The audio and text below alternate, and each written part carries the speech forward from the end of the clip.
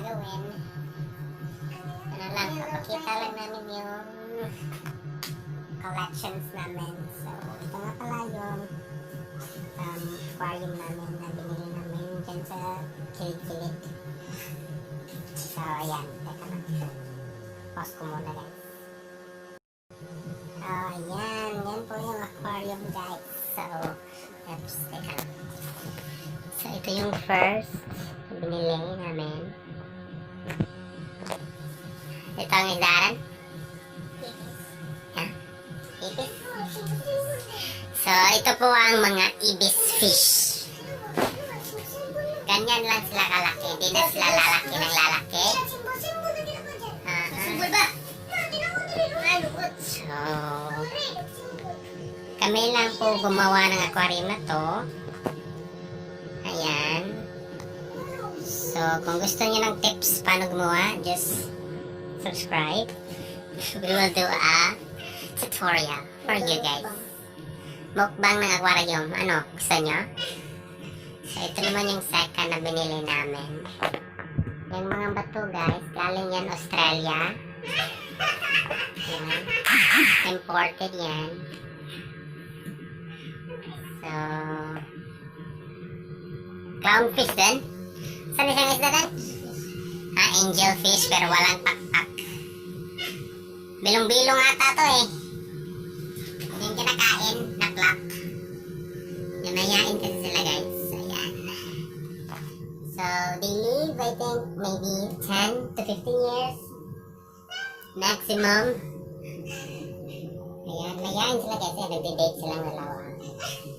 Ayan, huwag natin istorbohin para nag-away sila. Oh. Yan. Sige. Continue yung away niyo. So, ito yung mga kukol. May mga maliliit pala dito. Oh. Tingnan natin siya. Kita niyo ba?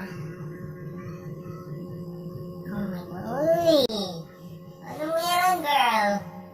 Nalili siya, girl. Ay, sa vlog ko. Nalili, lapit. Ah, nahiya siya. Sabi mo? Okay.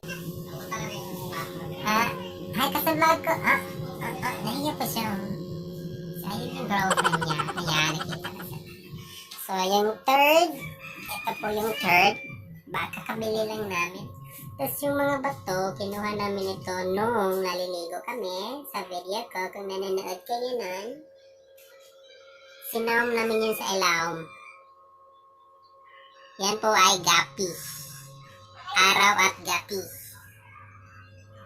Madami yan sila, guys. Kaso nahiya, ayun. Kita ko na. So, kami lang po nag-design ng aquarium na to. So, kung gusto niyo ng tutorial, please comment down below.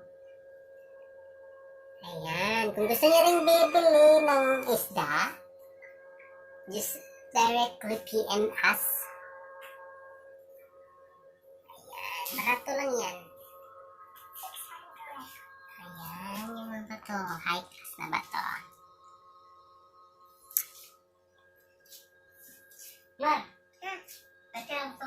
Ayan yung shopay dito, guys. Ayan. So, ayun. Yun yung mga collection namin. So, see you sa next video. Goodbye. Peace out, guys.